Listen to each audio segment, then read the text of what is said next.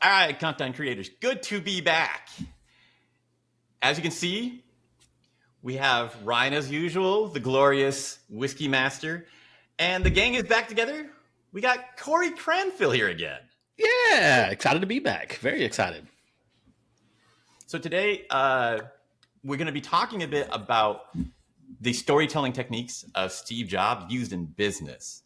This is going to be applying Who's Steve this? Jobs. Oh, you'll have to. I'm excited to learn about who this is. Have you ever heard of this man? Yes, unfortunately, I have. We can save room for plenty of snark for sure. Oh, gotcha. Worn turtleneck. You're a little torn? Should have worn a turtleneck for this. Oh, yeah, right. That would have been genius. Button this up right here. No, I can't. All right, moving on.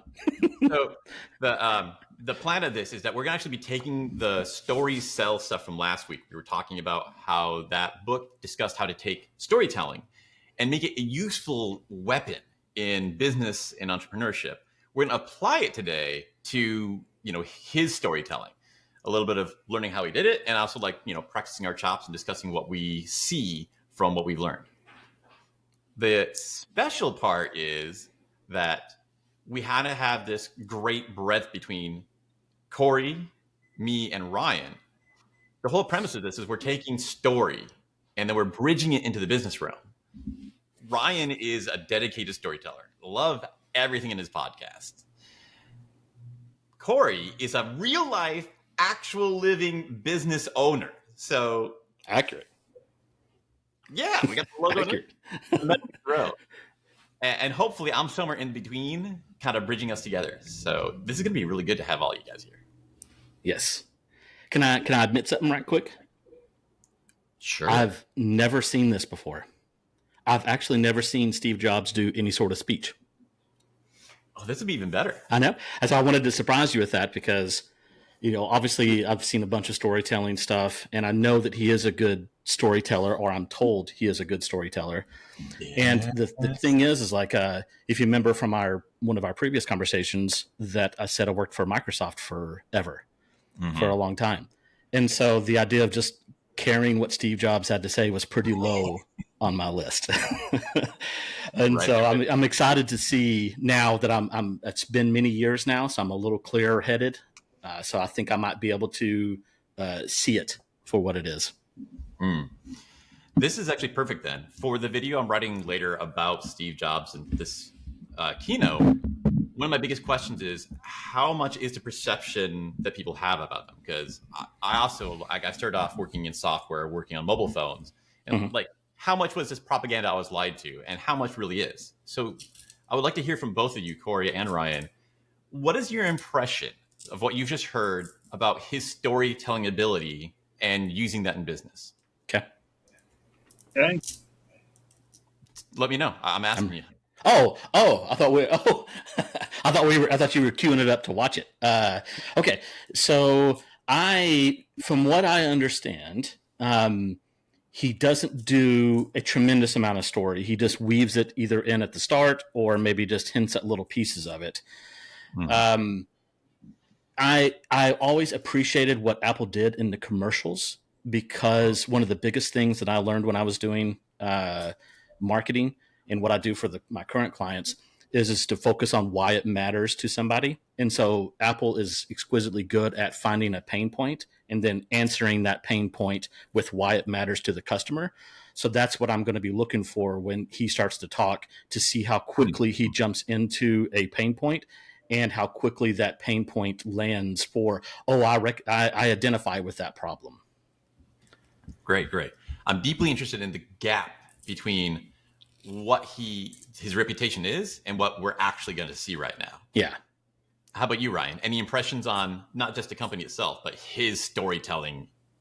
So I did cheat and watch this earlier just to prep myself a little bit.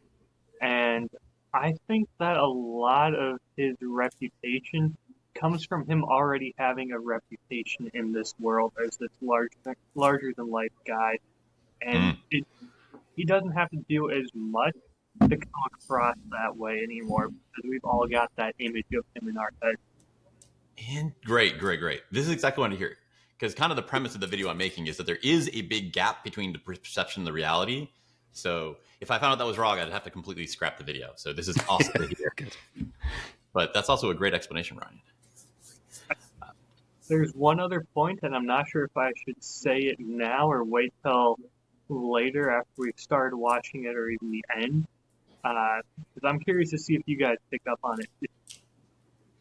Let's save it for the discussion. We can get real into it deep. So to be a little fluid, we have 3 topics that we could do today. I really enjoy talking with you guys. I think it's really good. So I want to have this be our first kind of fluid dynamic one, where if we really want to, we could stretch this one video out for the whole hour. If we run out, if we get done with that, we could go on to the second keynote where he tells a story and look at that. Or we can get into the 2024 look back. Any of these we can expand. Any of these we can skip if we really love a topic we're working on. So we can just follow how this feels good. Sounds good. I'm in. Go ahead. Oh, sorry. I'm in. I'm good. I'm ready. Last thing before we launch into the main thing, I just want to review. We finally have one of our podcast episodes got 100 views. Nice. Milestone. Let's go. Yeah. So celebrating that today. All right, I'm going to go ahead and cue up the video.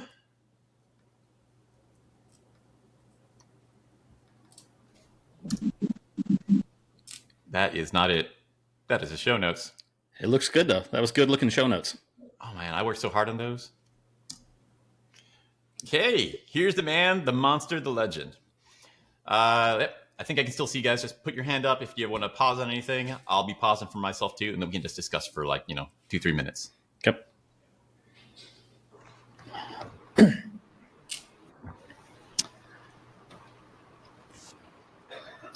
This is a day I've been looking forward to for 2.5 years. Okay, immediately. The beginning is going to be the most important stuff, so a lot to say about that. Bam. You have stakes. The guy we were talking about, Matthew Dix, he says that every story has to have a transformation and it has to have stakes. And when he says, I have been personally looking forward to this for 2 years, there's the emotional stakes there of, will this go well? Is he get what he wants? What is it he wanted out of this? Not just what is the thing. Yeah. And so if he spent 2 years waiting for this, I can spend 2 minutes waiting to hear about it. Ooh, yeah, that's a good point. See, at the same time, though, I think it coming from Steve Jobs makes it a much better hook versus if some random guy just said, yeah, I've been waiting 2 years for this, it wouldn't have that same impact on it. But knowing that he and this company have changed the world with their products, twice already at this point, it's making it be already at a higher level than what your average storyteller would be able to use it with. You keep coming back to that good point that it's not just the material and the delivery. There's this inertia of it's like standing on his reputation. Mm-hmm. So authority. Yeah. Mm-hmm. So I'm trying as much as possible to look at it as just him. But I think, Ryan, this explains the gap between how effective it was versus what the technique he actually did. I think there's some good techniques that we'll see here. But again, I think that they could be done better. You could have had a better hook to start it out with. Nothing wrong with this. I think it's a good hook. I just know there's better, but because of his status and where he is at this time, he doesn't necessarily need to find the best one. He just needs to find a good one, and he can rest on that reputation to carry him the rest of the way. So true. So much about completeness is more important than having the sharpest knife. And so getting these in, it's great. I just want to throw out there, it also adds suspense because we're immediately, we don't know what the thing is, but there's something big. Yeah, can I add one more thing right quick too? I think it feels more conversational, and so it feels less like a sometimes when these people get up on stages, it's very clinical and you can tell they're reading off of a prompter or something like that. This does not feel like that. This feels like a regular conversation. Like, hey guys, I've been waiting for this for 2 years. That sounds very natural and less scripted, even though we know it is. Conversational, I like that. His whole atmosphere that he tries to create with these, I mean, that not too dressed up look, not having him be center stage with a podium, it's trying to make it feel more relaxed, even though it is a big press conference. And we could talk a whole lot, but we said it last time. And hitting things like that in the beginning pays off for the rest of your entire speech. So it's not like you have to do this conversational nice stuff the whole time to get those benefits. And the sooner you do it, the more of your presentation benefits from it. All right, let's move on.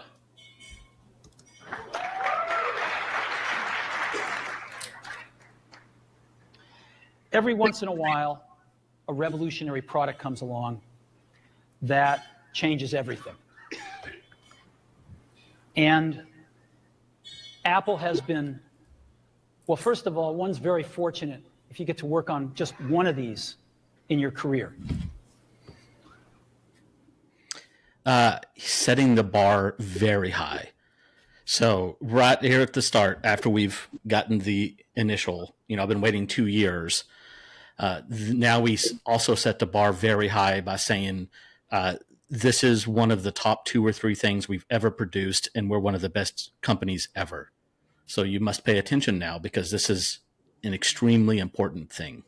In the space of maybe 15 seconds, he has set a bar, and you could call that stakes, and he's raised the stakes already. Yep. I'm continually fascinated by how much value there is of just buying more of your attention span before you've expended what you already bought. Mm-hmm. All right. Very good way of putting it. Apple's been very fortunate. Sorry, Ryan. That's a great way of putting it, buying more attention before even spending what you've already got. I really like the way you phrased that. All right, let's go. It's been able to introduce a few of these into the world. In 1984, we introduced the Macintosh. It didn't just change Apple, it changed the whole computer industry.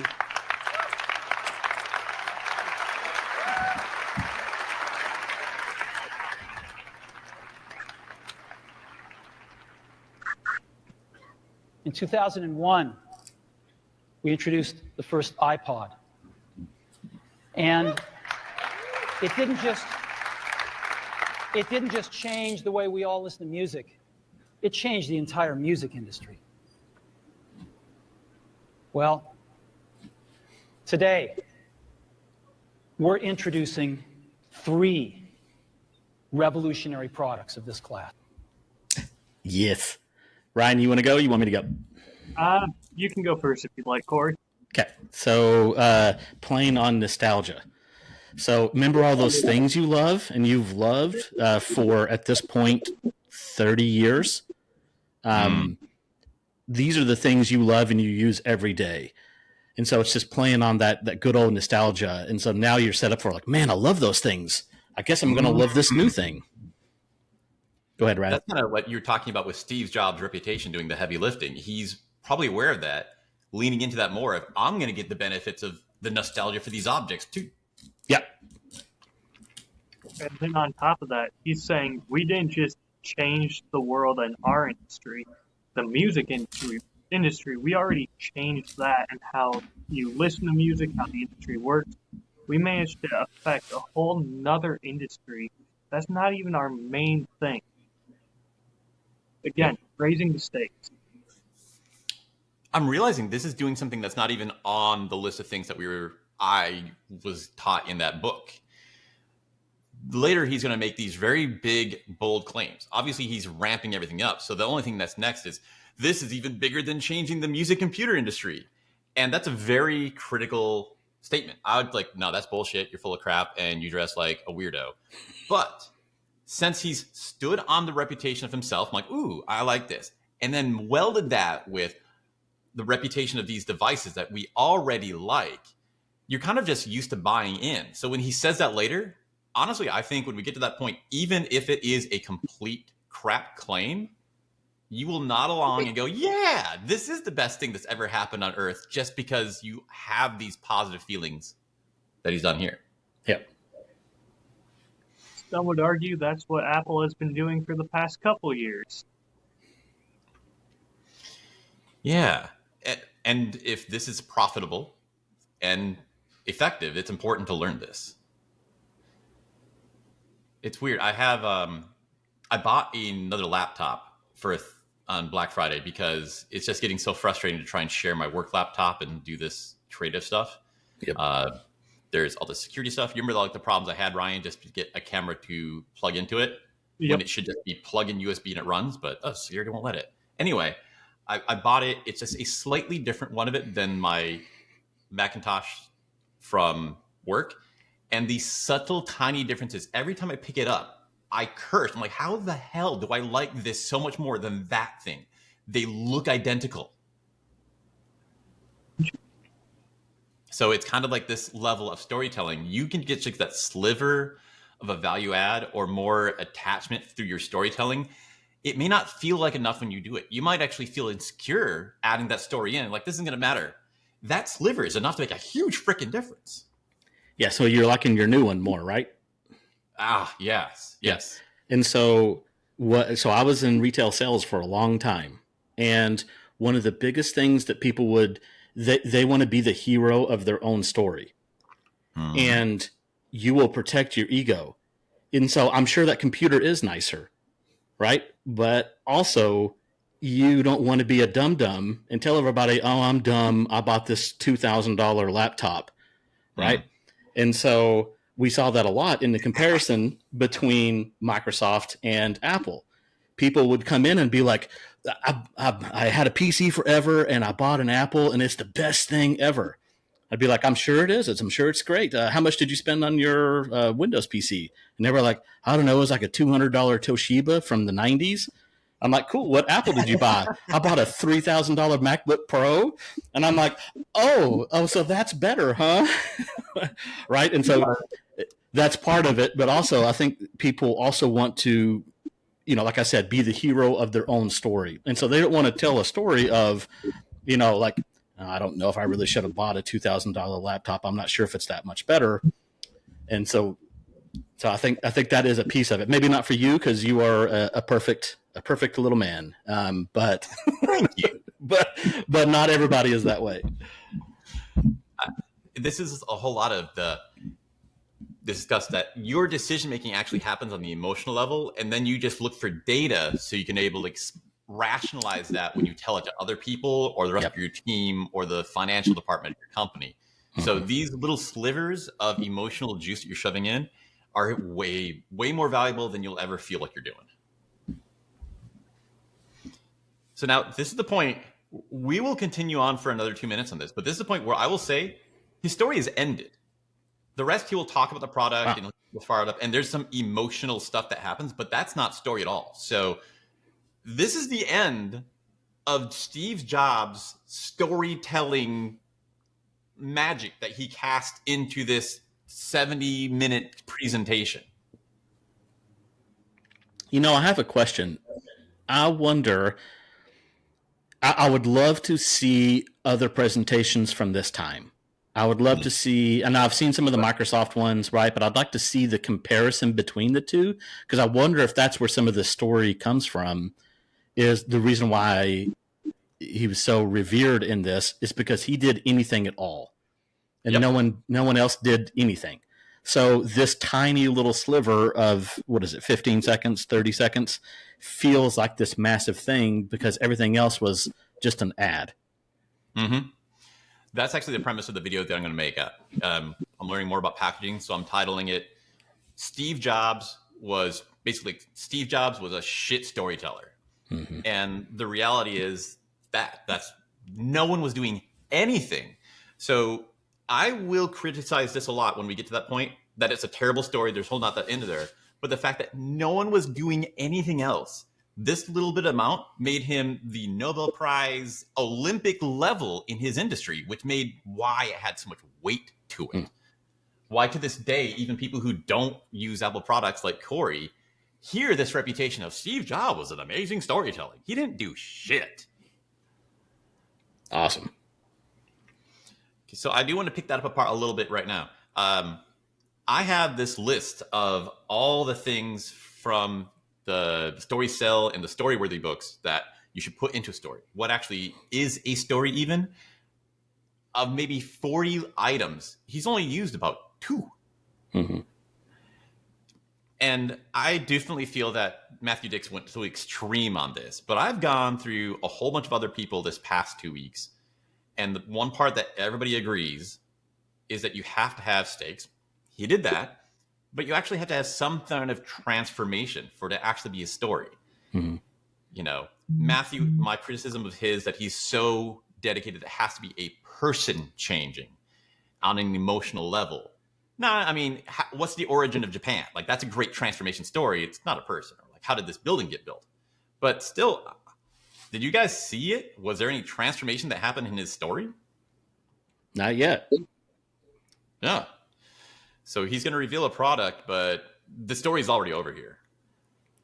So I would say there is a slight transformation. We're going from him waiting for something to now it's here. It's a very short and it's only in the first line, the first couple of words. But it lets you know, oh, this thing we've been waiting for that we didn't even know we were waiting for, what it was. We just knew Apple was working on something. The waiting's over. I like that so much, Ryan. Looking back, it feels correct because every technique he was using was stacking onto that arrow of this is a big thing that wasn't here and now is. So if that's the only transformation he wants, it does seem like that's the thing he was trying to hit on. I'd even argue the whole story is just that first sentence of this is the day I've been waiting for the past 2 years. That's the only personal story.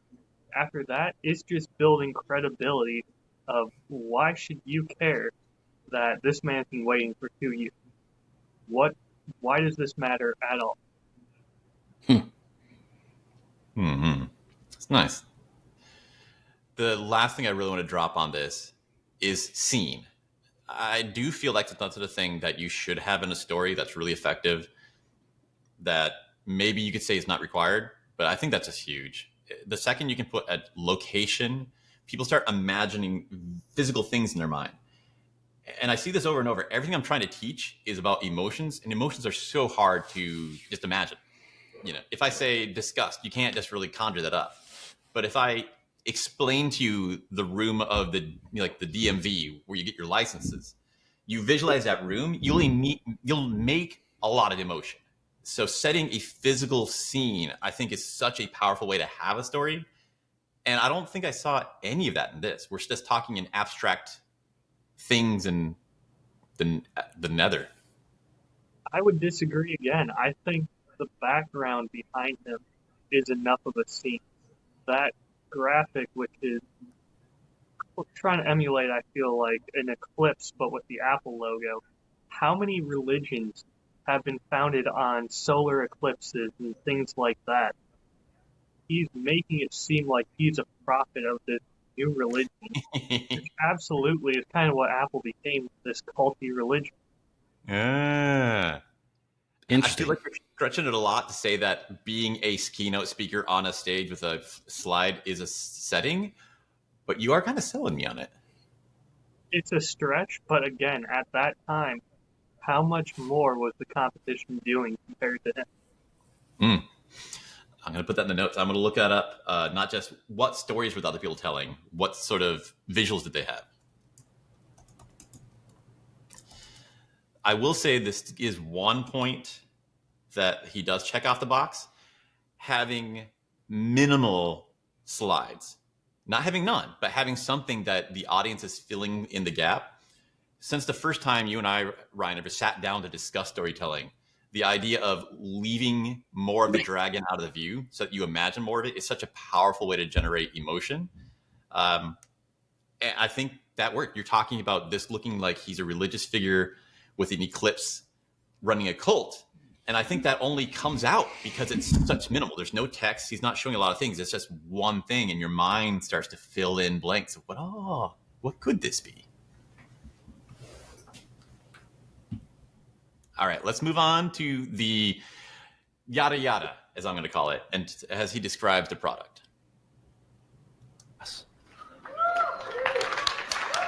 The first one is a widescreen iPod with touch controls.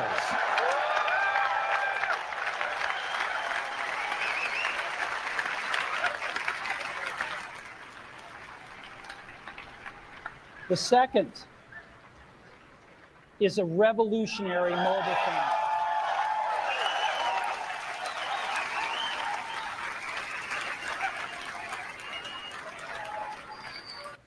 I'm just going to say, taking those long pauses, applause or not, you don't have to do it. That gets people anticipating more. It feels there's more momentum happening. And the third is a breakthrough internet communications device.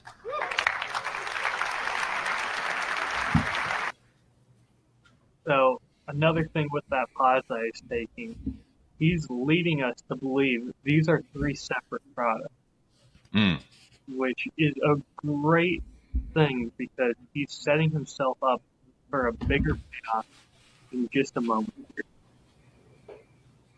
Yeah. Cory? And slightly separate point is this is good crowd work. And so it's done in pretty much all entertainment.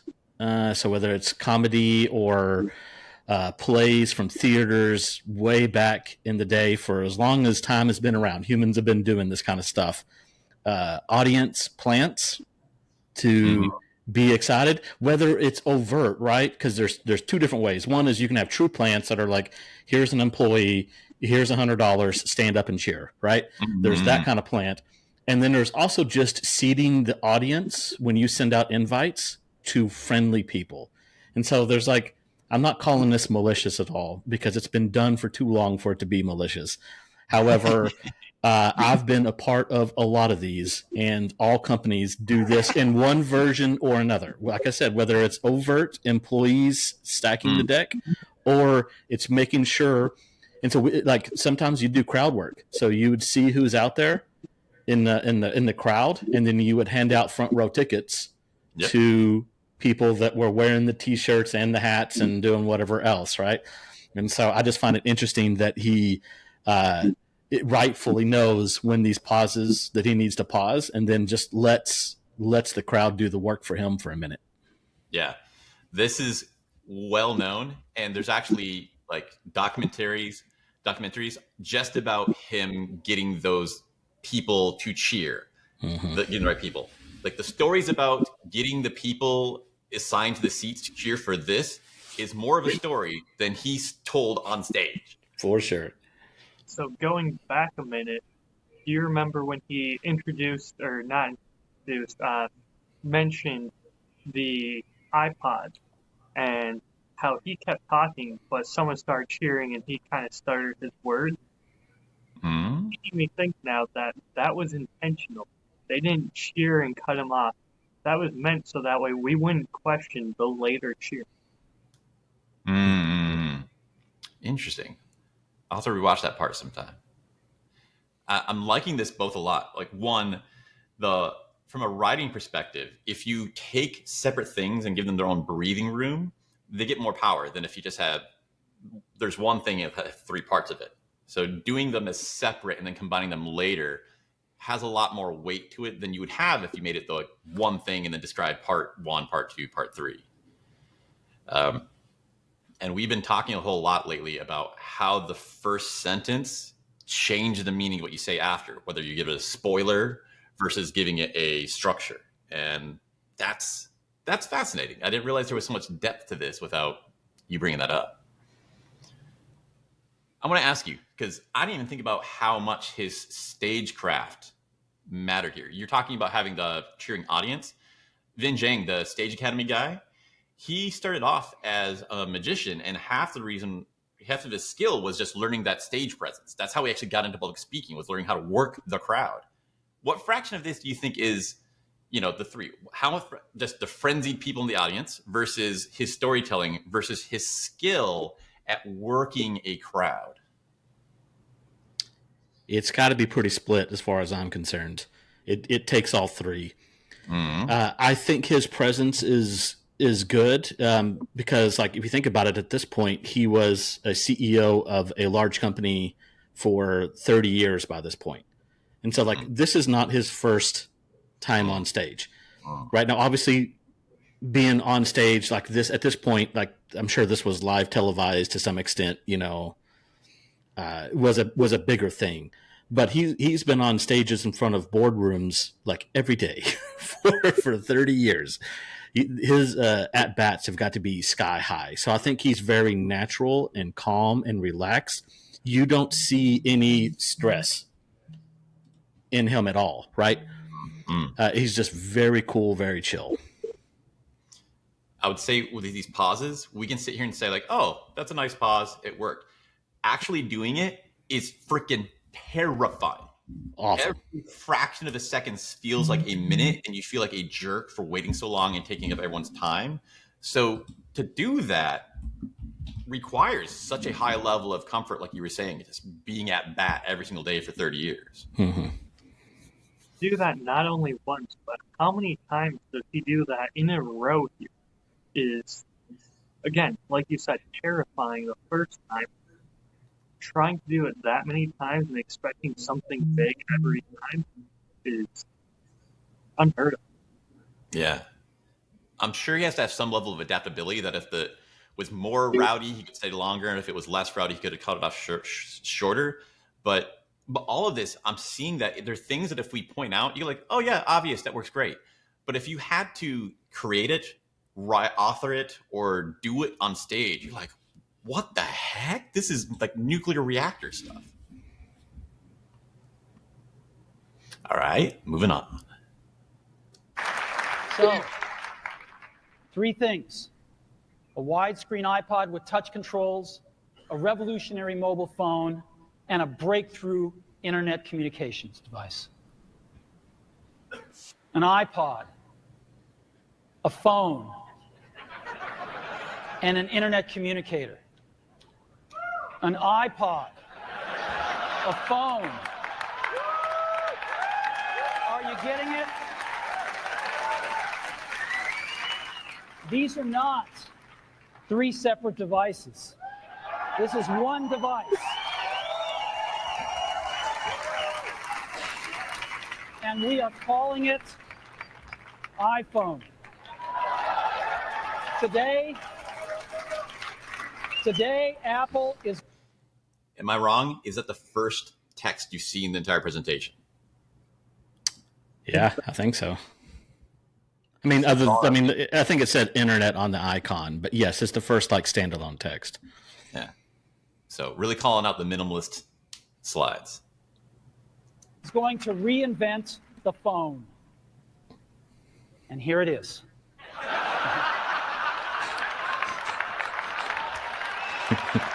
No. Yeah, I got to ask you, opinions on the humor and the timing. It was pretty, maybe it was on purpose, but it was pretty kludgy there as soon as he was setting up that joke of going back and forth between it's an iPod, it's a phone, it's a mobile device, it's a internet, and then like going over. That was definitely of the times. That was not revolutionary. that was pretty janky. I don't know the good word for it. I was not impressed with that part. The humor is interesting. I was not expecting humor, and to be honest, I don't know how I feel about it. I mean, I think it's somewhat like this is kind of funny, but I don't know the point of it yet. So I'm kind of excited to see if it goes anywhere other than it's just it's funny. I don't know how this is selling me a phone. I kind of wish Apple would bring this type of stupid humor back into their ads or current things, because that's showing us a little bit of his personality, and it feels like the company has lost that time. This is a pattern that I've been learning about and seeing a lot that I actually think works great. If you do humor, it's not so much about how much you make them laugh or what it serves. We'll see if it goes somewhere, but at this point, Cory, I would say it already accomplished its mission. There's this pattern I see where if you get people into a really serious emotion, either you burn out, but more importantly, people start to get this feeling in their head like, crap, this is like 3 minutes into a 70-minute presentation. I'm going to be freaking exhausted if it's like this the whole time. So you throw in humor immediately, even if it's trash humor. It just communicates to everybody, okay, even if we get serious, this is mostly going to be fun, so we're not going to have to burn you out. The better explanation is somebody tells you about some really big tragedy they happened to them. Like, oh man, so, like I got divorced and I lost the house. But the awesome thing is I get to like ride in like helicopters all day now. Like, oh, okay, you're going to tell me something serious, but it's not going to be a depressing story that's going to make me sad. That's kind of like this pairing that I think is really powerful. Yeah, I like this now that I'm sitting with it, and this feels wildly off-brand for the last decade of Apple. Well, who do we have running it now? It's, somebody else. Yeah, for sure. A operations guy is who runs Apple now. Feels like they lost that personality that they had back then with this presentation. And looking at what we've seen so far, other than that first sentence where he's been waiting for this for the past 2 years, this is the first time we're getting something that's actually anything to do with him. Yeah, that's a good point. It's indirectly said, but he had to be the one to go to bat to say, we're going to allow this goofy thing, because everyone else would say, no, you're not allowed to, Absolutely. Modern Apple would not do this because it's a weird thing. It feels clunky. It's unnecessary. That's not what their brand is. But it's his personality, him as a presenter. And with how much his reputation is being played into this, we need to have a little bit of him in here. It doesn't hit any of their things. It's not professional. It's not sexy. And it's not high tech. And I think if you took anyone in the executive suites at Apple, you'd have to ask them if they'd be willing to take that risk. They wouldn't be able to take that risk. And the fact that someone did is what makes it feel so personal. It's not a safe choice. I really want to go back now and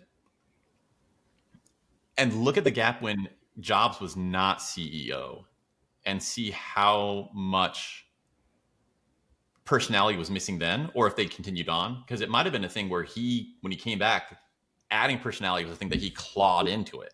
And then when he left again, it just vanished again. I want to ask you one last question. I'm really interested in this pattern of serious thing and then humor.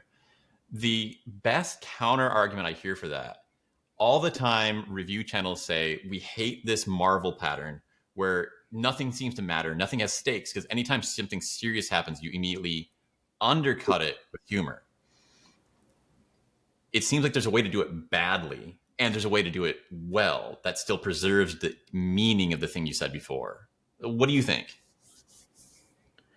I think you have to, so you can overplay it, right? You just have to be able to land it when it's time to be serious, and people still take you serious. So you can joke a bunch, but you have to tip the audience that for some reason this is serious now. And so if you can't do that, then I think that's what some of the Marvel stuff they don't do a good job of like, oh no, this is serious time, because right after I'm sorry, I'm fumbling my words. I think also it depends on the order. And so if you follow something serious immediately with a joke, then sometimes that's like, oh, wait, so now I can't trust you on that being serious. Right? And so I think the order of it and how often you play a big part in that. And you have to be able to trust the storyteller that they're going to land the serious part at some point in time. Let me get what you guys think on this. It seems like the order has to be that way, where it has to start with serious and then it has to have humor after. But how often it happens is really important. After you do this once, you've bought yourself a lot of trust for a long time. So if I came in and did the same thing where it was 2 minutes of serious and then 1 minute of humor, I think that would erode the feeling of how valuable it was. But if I did that one time and then I had 20 minutes of serious before we had a bit of humor, maybe that would work better. What do you guys think? I think anime does this well in reverse order a lot of times. And so in anime, they a lot of times will have a really nice time, a really fun time. Like, look how fun everything is. Look at how good everything is. And then they will just slam you with something terrible happening. And then it will be a fair amount of time before things just turn out to be okay, before then they ramp it back up to funny. So it feels like anime actually reverses that. Now I know it's a different medium. It's obviously entertainment versus sales, but I think there is some space out there for doing it in reverse, doing comedy first and then hitting it with the serious thing, and then making it okay. Not necessarily happy again, but okay. What do you think, Ryan? I would add to that, it really depends on the character's personality. Like a lot of Marvel movies, it just feels shoehorned in. It doesn't feel like this is what the character would be doing. It just doesn't feel right. It doesn't fit the scene. It feels like you're forcing it just to have that comedy in there. Whereas I think a movie that did this really well, and looking at box office numbers, I don't think anyone can disagree, is the Deadpool Wolverine movie. And lots of humor all throughout it, but that's very much in that character's personality. Yes. Now, if you try to put that into a different Marvel movie, it might not work so well because, I mean, other than having Samuel L. Jackson say motherfucker, there's not many characters who would have just go-to lines like that where you could put in that type of humor. I think you have a good point there where the Deadpool Wolverine, Deadpool can make jokes all the time because that's what we have an expectation from him. But if it was just Deadpool, maybe that would be too much. The fact that, Logan, he never tells jokes. Every situation, even the funny ones, he's still completely serious and dour. And that gives you that feeling of there is a funny lines, though. He still absolutely has jokey lines, but they're still coming off as, I'm annoyed and pissed off at you, and that's why I'm saying this funny line. It's not, I'm going to all of a sudden say a line that should belong to Deadpool. It's still writing for that character. Whereas a lot of them, let's go with the Marvels movie, it feels like they're just they come up with a joke, and they don't care what character it goes to. They don't try and make it fit that character. They just say, this might be funny here. I think you two are giving me a lot of the answers that I was looking for on this. The big conclusion I would take away from that is what you want in entertainment is going to be different than the outcome you want in a keynote. So it's not a matter of what's the right way to use these tools. It's what's the right fit for entertainment versus a keynote. One of the big takeaways from the Storyteller book was, shocker, you need to be told these things. You have a lower emotional baseline at work. You're actively trying to have people get too riled up. The drunk Christmas parties when HR shows up and everyone gets fired. So you want to have some, but you don't want to have really intense. And I think doing it serious den humor gives you a lower continuing emotion. If you did like you're talking, Cory, man, humor and then serious, that I don't feel safe anymore. This is really high intense emotion. It's very powerful. That's exactly what you want in an entertainment. Maybe that'd be too powerful for a keynote. Let's wrap this sucker up. Might be at the end of it already. Actually, here it is, but we're going to leave it there for now. So, oh yeah, so right there, he shows the actual object and then puts it away for more suspense. Before we get into it, let me let me talk about a category of things. The most advanced phones are called smartphones, so they say. And they typically combine a phone plus some... Yeah, okay, we're completely done. Now he's just getting into technical specs of here's functionality and da-da-da-da for the next hour. So... I will say I do love him just taking out the phone, but not putting a picture of it up there, anything like that, and then putting it back in his pocket, showing you how condensed it is without actually showing it to you. Yeah, that's something that I want to talk more with you guys in detail on a future episode. But whether you spoil the thing that's going to happen or whether you give structure to it in advance, like there's a right time and a wrong time for each of those. And when you get it right, man, it makes a huge effect. Because right there, he spoiled it. I think he just teased it because he knew people were still looking at the screen. They were laughing at his joke. They didn't have time to take a clear look at what was in his hand, even if they were close enough to see what it looked like. Yes, there's a whole bunch of range of things, and tease, you're right, is the exact thing. That is something you can still go off the rails with. There's plenty of times that I've seen where they tease something, and it's so bloody interesting. I don't hear a word coming out of their mouth anymore. It's like, I don't care. I only want to know about that thing.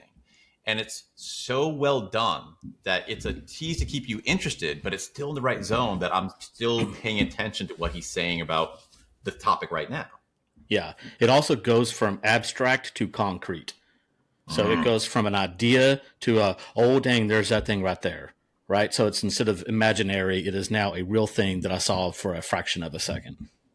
And so now this is not something that is coming or whatever. That's something they're working on. Oh, it's a thing that exists now. So much of these are good ideas, but I'm starting to realize with you guys, getting the right amount is always going to be a key part to this. So practice and reps, doing it in front of an audience and be able to see what things don't work and to learn from that. Yeah. Can I put you on a little bit of something, a little bit of homework? Sure. Go check out Panos Panay. How do you spell it? Oh God, I don't know. I'm dyslexic. I don't know. I can't spell my own name. I have no idea. Panos Panay. It'd be very easy because you can just look up Microsoft hardware guy, Panos Panay. And so he's not there anymore. He left to go work for Amazon.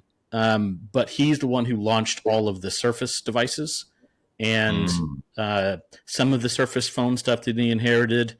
But if someday when you're bored, check out some of his keynotes, and I think you will see some of this stuff. It's obviously like he learned from the people before him, right? Watch him for his passion. I don't think anybody brings an intense passion like Panos and gets you excited through sheer, like he's just drilling it into your head about how awesome this is going to be. He's very, very intense, very, very intense.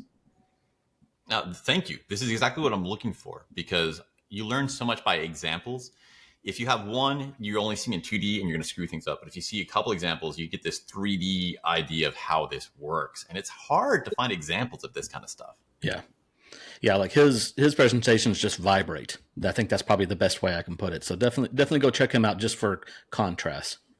This is making me think that sometime we should watch the BlackBerry movie. It is way more emotional than it has any business being, and there's so many kind of takeaways you can have from it.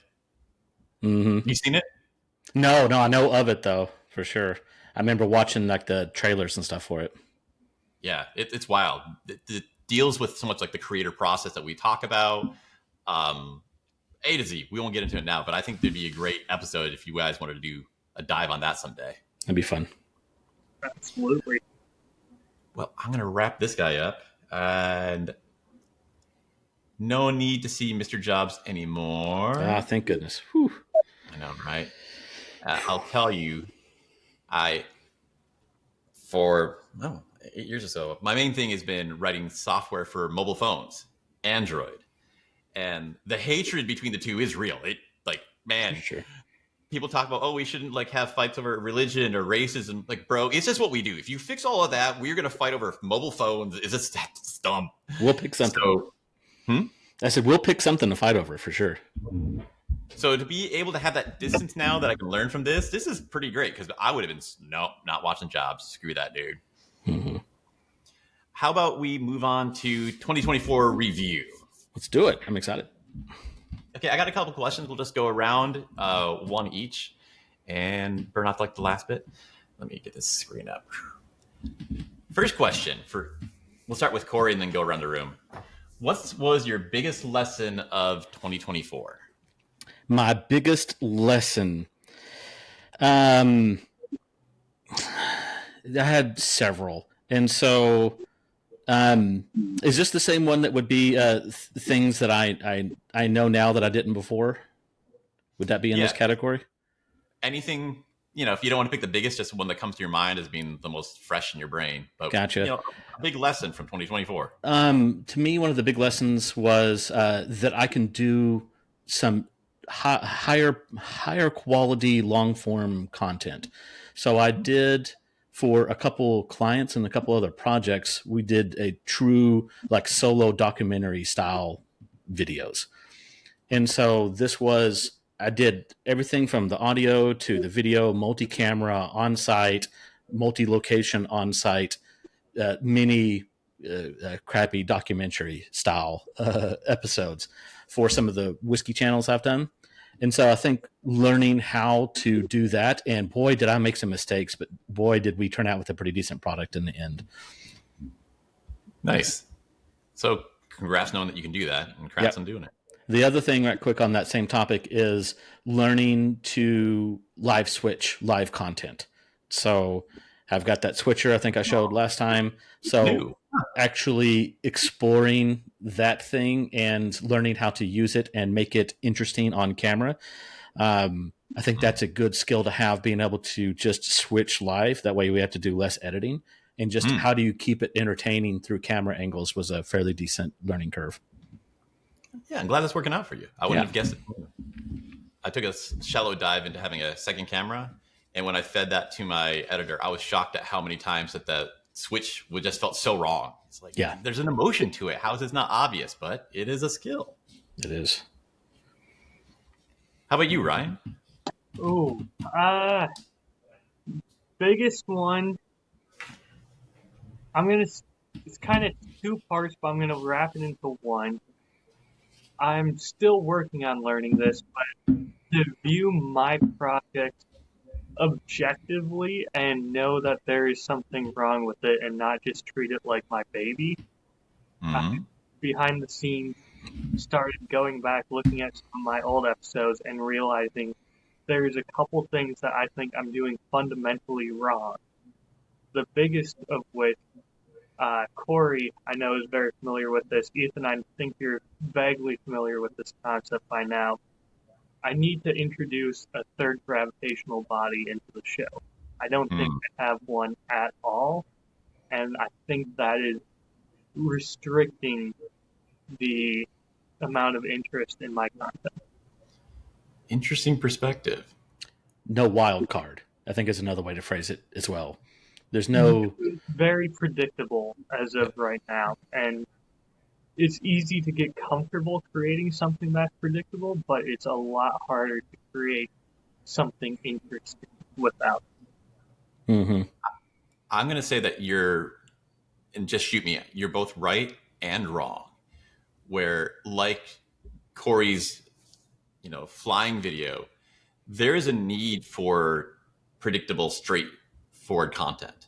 Maybe you don't have every episode like that, but I think you have a great point of adding the third body and having it like more of a twist and more excitement could be interesting. And that might be what you do mainline. But I think sometimes still having like your format right now, like I would miss not having those sometimes. And that could actually be that break up the bread of the sandwich that makes the rest taste even nicer. I could see that. I was thinking of going like an 80-20 split where the majority of it is still that good, predictable, enjoyable content, but then there's just a couple little things in there that make things fly off the rails in a new, unseen way and keep people on their toes. So for my channel, and then also for the Modern Rogue, when we were doing episodes on that, we would attempt to force that.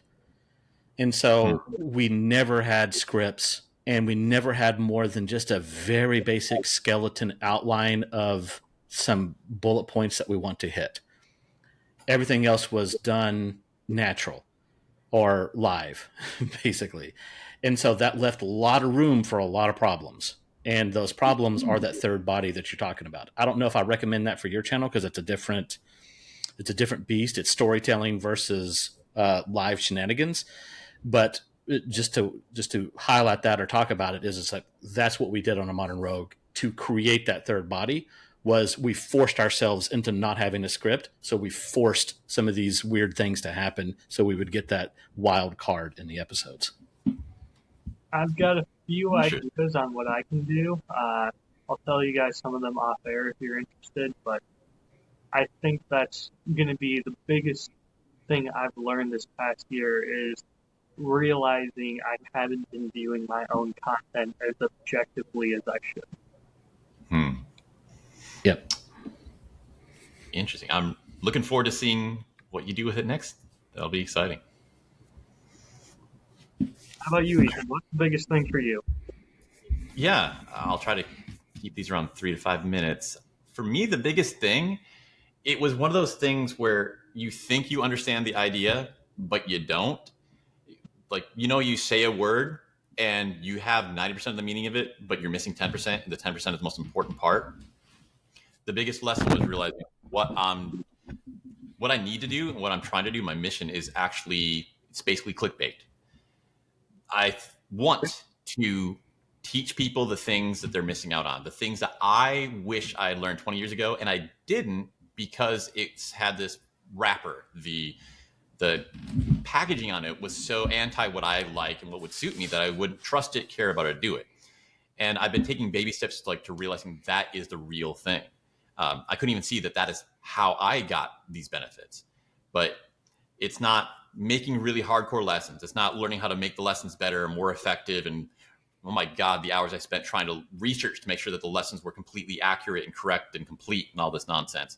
The value, the mission, the thing that actually helps people is being able to do the packaging, the wrapping that makes them interested in looking into it. Most people are smart enough, they can teach themselves this themselves or find a book for it. The 99% of the value is them realizing that it actually does matter. And it's kind of just benevolent clickbait is what my mission is supposed to be. Yeah, it's call it the envelope. And so you can have the best story written in the world inside that envelope, but if you can't entice somebody to open the envelope, then your story doesn't matter. And so how do you walk that line of creating something that is clickable without going down the super gross side? And so that is definitely an awesome lesson to learn. And hopefully someday I'll learn it even more than I do now. It's an emotional one because it feels so wrong that I had, I would say back in January, my brain knew this, but now I feel my emotions do. I will see something and go, well, their title really didn't match with what they did, but it delivered on the goal that the person who would click on it wanted. So it's not like they were deceived or manipulated or taken advantage of, but it definitely is. We're going to try to hook or by crook and get you to look in the mirror and find the thing that you are looking for. Yep. All right. Next question. Biggest surprise of the year. Biggest surprise of the year. I would say for me, my company, two things. One is the growth of my company.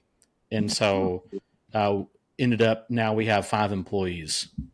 And so I think that's a little surprising. That's a little faster growth on that side than I was expecting. I was obviously hoping for that. And so thank you. So I think the growth, I think we found a good market for marketing for small businesses. The other surprise that we had is how fast things can go good and bad.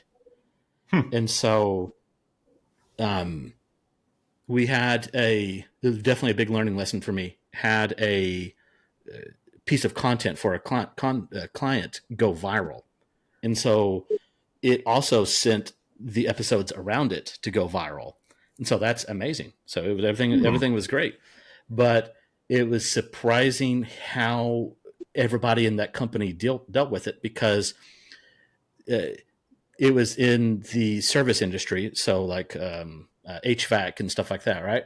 And that we showed off a certain tool, but we just showed it off as in, this is how this thing works. We didn't show it off in the exact correct environment that was supposed to be used. Therefore, we just got blasted online. So every technician on the planet was saying, we're doing it wrong. And so talk about being scared, right? Because you're like, oh my God, did I just torch this company's reputation? Like, this company's reputation is all about honesty and doing things right. And we just showed that. But doing it wrong, right? But so it all turned out good, where the company was very excited, actually, because their social media grew like wildfire. And so now they're the number one HVAC company in the area as far as online goes. But it was just surprising of like, oh no, this can actually happen. So if you're doing content for yourself or for somebody else, you can absolutely getting yourself into the weeds real fast. And so now we've had to develop all kinds of plans and actionable things that we can do to attempt to put out those fires or to let them run. So a big learning lesson on that one. Yeah, that sounds like second level maturity now. Oh God, yeah. It was very, very exciting is the word for it. Congratulations. Thanks, man. How about you, Ryan? Ooh, Big surprise.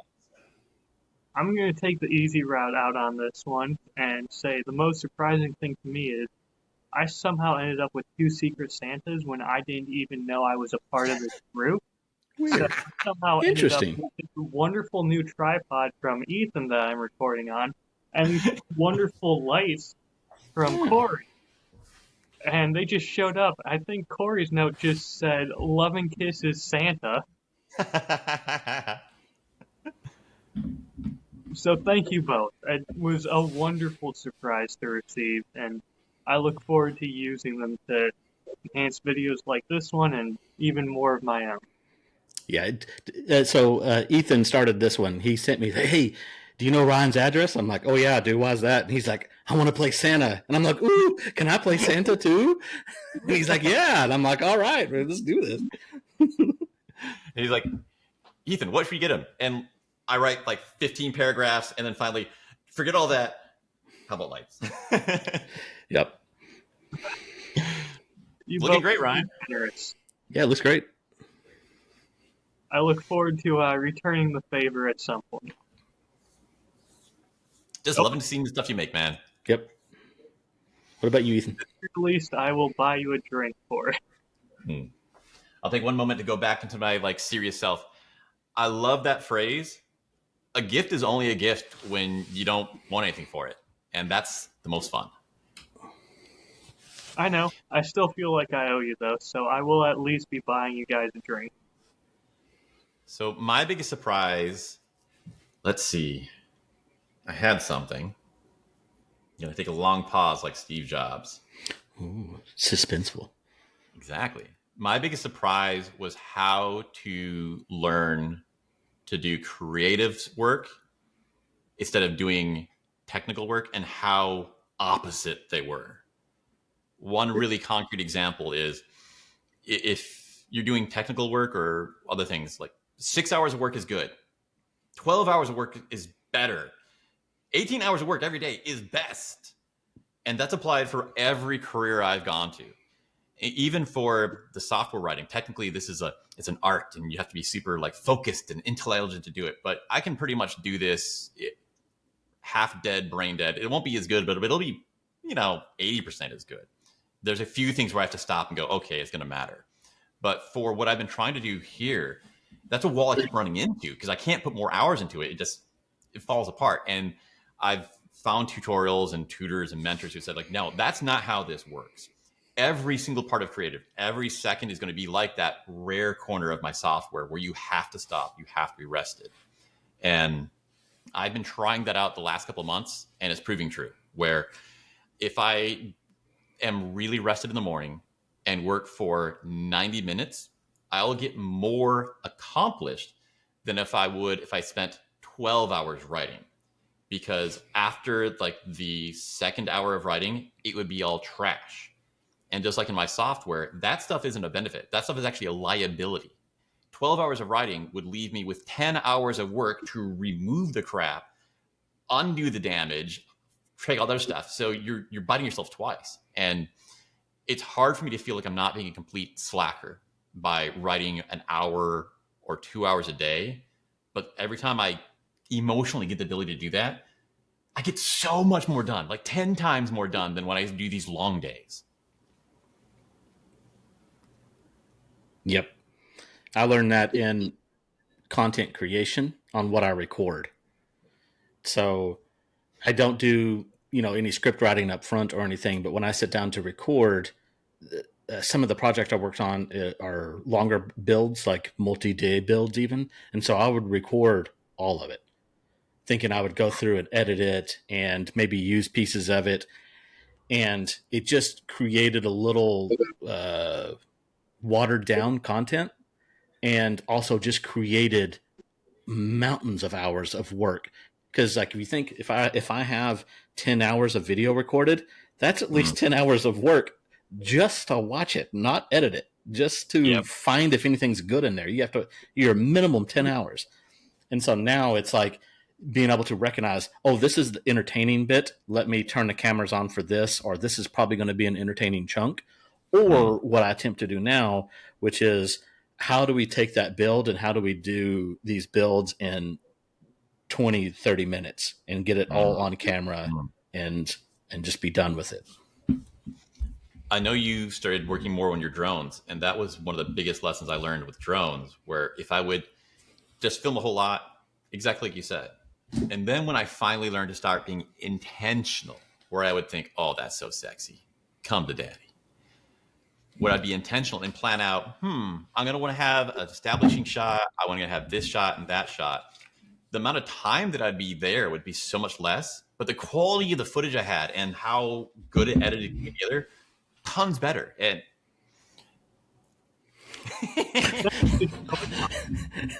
I had them right next to me just in case I needed to show them off to Ethan. Do you sleep with those? Oh, yeah, baby. All three of them. Okay, great stuff. Great stuff. I will say, going off that point about creativity and needing to limit, you can't force it out of you. One of the things I've learned that's been helpful for me as far as creative writing goes, I'll just do if I'm trying to do grunt work, I'll put out bullet points of this is what I want to hit in the writing. And then I'll go back to that when I'm feeling creative and can write it out and have that structure to follow. I won't necessarily write it out when I'm not feeling it, but I'll at least try and give myself some guidelines. That ends up being kind of the goal. I think in a lot of ways, we're all saying in a different way, you need to have that calendar time for writing. So when you have a little outline, I think, oh, I only wrote for 5 minutes today. But after you read an outline, you've planted those seeds in your head, and every second of living, every experience you have as a human is going to connect with those seeds and grow them. And some of the best ideas and improvements I have is when I'm out for a walk and go like, oh, I know what I should do now. I wouldn't have gotten that if my experience of the day was sitting at a desk with my fingers on the key. All right. It looks like we have a little time. Let's go around and do one goal for 2025. And then we'll do the wrap-up question. Goal for 2025 for me is to double my company. And so it's fairly lofty, but I think I can double what we do. And I don't necessarily just mean in like number of clients, because to be honest, I don't know if I'd really love to double the number of clients. I'd rather double our revenue. And so because the smaller clients are easy to get because there's so much more of them. They just come out of the woodworks, and which is great because those are the ones that pay the bills, you know. But I would really love to double the size of the company, get a handful more of larger clients. So that's my big goal. The other thing is on the content creation side is to I would love to stress myself on creating storytelling while I'm doing builds. So in the past, it was a fun story. The story was being built as I was doing it. So we were creating the story live. And so whatever happened was the story. I think I want to experiment with attempting to tell stories while the build is happening and make some of the builds smaller. So can I tell an interesting story in 5 to 10 minutes and then build something and not talk about the build?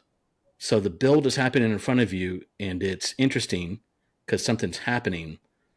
But that's not what I'm talking about. I'm actually telling another story. So I just want to experiment with it because it sounds fun to me. I'm not saying that this is going to be like a revolutionary content creation that's going to be amazing. I'm going to get wealthy, but it's what I want to do. And I think it could be interesting.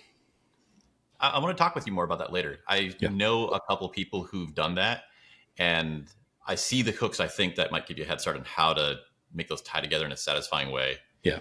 But it's one of those videos where I watch and I'm like, I have no idea why the heck I like watching this, but I love it. Yep. So we'll see. Ryan? Ooh, goal for 2025. I'm going to be aggressive with my goal setting, especially following Cory's lead here. And I'm going to say I want to double your business, Ryan. I don't even have one, so that's the first step. From 0 to 2 zeros. Mission accomplished already. No, I think I'm going to try and do video podcast for my. Yes. Ooh. Yes. We'll see. I don't know if I'm pretty enough for that yet, but we'll work on it. I like the goal. Anything else you want to add? No. This year has been challenging enough in the past couple months for me. I'm going to take it easy next year. That is a lot of wisdom. If you actually look back at what my goal for 2024 was, it was learning how to keep doing this without learning to hate it. When it's overwhelming and there's too much going on in life, going, you know what? It's emotionally painful, but I'm going to slow it down and step it back so you can preserve the long-term love, the long-term path. So you're kind of already ahead of me on that one. We'll see. In theory. So for me, the goal of 2025 is I got a baby goal and a big goal. The personal goal, I want to master the packaging. It's only kind of recently that I've really just gotten emotionally invested in it. Not just I realized the wrapper, the packaging, the clickbait, whatever, is the meaning, is the mission. It's what changes the world. But I actually have this excitement and love for it. That last course I bought on Thanksgiving, the George Blackman, he's not even black. I don't know how that's legal, is really good on explaining this. And I want to master it. If I never make a dime off it, I will be so happy to have that skill. It's just something I'm so enthralled with. So that's my personal goal. But I do think it's going to help a lot with the business side. And the business side is 2025. It has to be the year I start selling. I'm going to launch a service or a product or both. But no matter how out of my league it is or how much of a failure it is, I will learn so much from it, but I'm not going to let myself have any excuse to hide behind I need to learn more or polish more or even get more data. If I don't get any marketing data by the end of 2025, I'm still launching something and jumping face first into the volcano just to learn from it. Yep. Love that. Very good luck with that. Yeah, I think I built up a couple calluses of getting used to the pain and like this, hey, I'm on the right track if it hurts. Yeah. I'm Yeah, I looking can. forward to at some point next year seeing a video of you, black turtleneck, saying, the last 2 years of my life have been leading up to this. Pretty much will be. Yes. We've got to do that. God, you have good ideas. I like this. Yeah. Uh, when I'm thinking about that, what you're talking about, it's you sent me a video the other day of a guy kind of talking through some of the emotions that is involved with this, and I think one of the big ones is how can you drag people along with you, right? And so drag's the wrong word. How can you inspire people to be like, hey, listen, we're going on this journey together. And so I have this wonderful thing that you need to learn and that I want to teach, but I need to build this out. So come along with me and be the first one in on this ground level, and then you get to help me develop this out for everybody else. And so you can be that North Star, like we talk about, to other people and have them help you build it out. And man, does that reduce the imposter syndrome quite a bit, because you're not saying, I know everything there is on this possible subject. You're saying, I know enough and I want you to help me build this out. Yeah. That was one of the lines that was worth the entire price I paid for a course, where someone said, you don't have to teach what you know how to do. You can teach what you're learning. Just share the learning journey of the thing you don't know, and that's still going to have value. And January me would be, no, I have to have the lesson so I can teach them to do it right. And now, like, it doesn't matter if I don't know crap. If I can get them to see why knowing this matters, Yep. that will change everything. Yep. I'm getting excited again. All right, let's wrap up with, I'm sorry? I think I remember that exact line in Brian Brushwood's class, and that got me to sign up for it. So it absolutely works. Yep. Absolutely. Such smart people, you know? All right, last question, wrap it up. It's Christmas time. Everybody loves Christmas Carol. If you were old Marley back in January and you were the ghost of Christmas future, what would you tell your January self at the beginning of this year?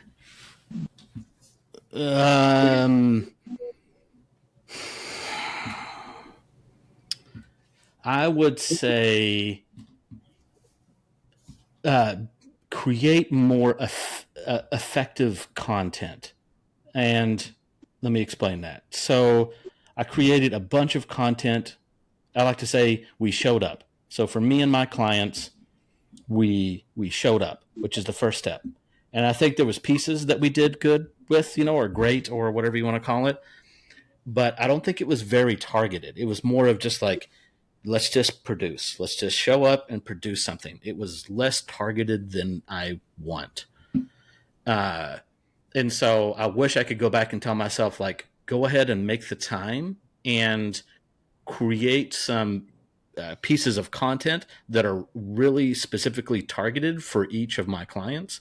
And then obviously for some of the stuff that I do as well. So, because I think we left some meat on the bone, as people say, in that we could have done much better is having truly targeted pieces of content and not just, let's just make something to make something because we need to.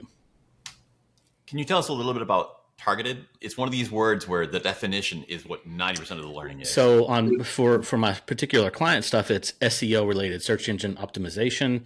And so one of the things we do is we go online to a piece of software called Answer the Public. You can also do this just by Google searching the topic that you're looking to talk about. But so as an example, we go to Answer the Public and type in air conditioning repair. And then it gives us all the questions people have about air conditioning repair. And so what's important about that is those are topics that people are actually asking about what you're looking at making content about. Mm-hmm. And so we take that individual thing that people are actually asking and people are actually talking about, and then creating a piece of content for that. Because a lot of the times what we do is when we create the content, I basically show up with a camera on site with a client and be like, what's that? Tell me about that. What's this thing? How do you do this? What's this, right? And so it works out very good for bulk. But I want to create targeted content that are actually things that people are actually asking about for our clients, or the thing that people, so like when you have a topic, I would recommend going and searching for what that topic is and see what people are actually asking in Google for that. So you can say that question out loud or put it on the website or put it in a piece of content. Not only does that resonate with more people, because that's the question people are asking, but it also resonates with Google and SEO and all the search engine stuff and the new AI stuff. Yeah, that's gold. Yep. I now consider that definition as part of the package. It's not just how sexy to make it or what kind of interesting twist is on it, but picking the thing that actually matters to these people. If you spent 10 hours on that and only 1 hour writing the thing, it's gonna have more value than if you spent 1 hour on that and 10 hours of writing. Yep. Solve the problem people actually have. Man, great advice. Brian Heinzen. I'd say the biggest thing, I had planned out a bunch of smaller videos. I think I recorded half of them, and then I just fell off the wagon. So the big thing I wish I could have told myself would be to batch record all of them, like I had batch recorded my whole season, and just start releasing them. That way I didn't need to worry about it. Batch Trying work, to man. do the last minute while I was up in Duluth, however many hours away from home, it just made it harder, and I eventually fell off. It's a good lesson. Good advice. Like it. Anything you want to add on that, Cory? No, absolutely. That's one of the big things we do with my company is batch record. And so I'll sit down with it for an hour or two and just record 30 videos with a client. And so that way I don't have to see them again for another, depends on how many videos we're launching, but like 3 to 6 months. And we do that for exactly the same reason, because trying to get everybody's scheduled line up, it is just brutal. And so things always come up. There's always reasons not to. So when you get a chance to, I attempt to record as much as I possibly can. And then if it's not good, we don't release it, but most of the time it's good. Nice. It seems a lot of these better ways you can't learn to do until after you do it like the crud way. Yep, for sure. Hopefully Ryan will come back. What about you? Yeah, for me, what would I go back and tell myself in January? Mm-hmm. Nothing, man. I did every freaking thing perfect. The entire year. Mm-hmm. January, December. No mistakes at all. So excited for you. I know, it's so good to be eaten. What I would tell myself is to take 3 months before I make any videos and do a blog. I really feel, for me personally, my biggest value increase is learning to write better. It's also the most meaningful and valuable to me personally. So when I'm spending much time figuring out the lighting and the shots and then the editing and all these other things, it so much slows me down getting the most important advancement. And if I just spent the first January till March just doing that, blog, I think I'd probably be 6 months ahead overall where I am right now. Wow. We live in 100% different worlds, but I'm so jealous of the world you live in. That's why it's exciting to work with you. Yeah, man, I wish. And in a future video, I'll explain more about that for me. But man, I wish I could do that. I'm looking forward to this year when I start bridging to your zone more to actually be able to see the truth of this, because I can't right now actually tell which way is better. I just know this one gets me excited. Yeah. And I think it's going to be like my conversation with Brian, that he's the opposite of me in so many ways, of that I learned so much from him. And we always find out, it's kind of like a mix of the two that works the best. And that's why it's great to have him. And I'm really glad you joined us today. Yeah.